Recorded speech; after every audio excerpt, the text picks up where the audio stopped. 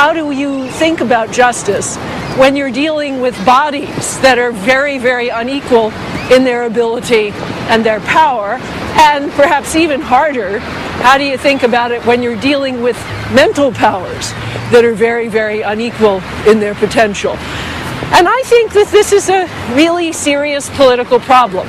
We have only just begun to understand how to educate children with disabilities, how to think about their political representation, how to design cities that are open to them. I mean, this bridge we walked across, a person in a wheelchair can go over that bridge. But, 50 years ago, that would not have been the case. There would have been steps, and that person could not get to see this beautiful lakeshore.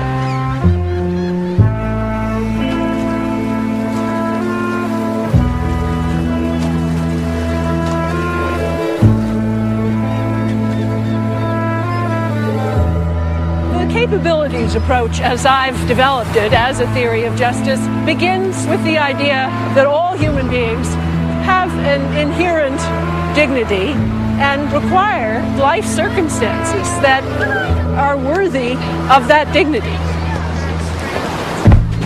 The areas of life that seem to me particularly important when we think about the capabilities are, of course, life is the very most basic one, bodily health, bodily integrity, the development of the senses, imagination, and thought, the development of practical reasoning, the development of affiliations, both more informal in the family and friendship, but also in the political community, the development of the ability to play and have recreational opportunities, the ability to have relationships with other creatures and the world of nature, developing emotional capabilities, because I think a lot of theories leave out the fact that we don't want to have lives that are filled with fear, for example.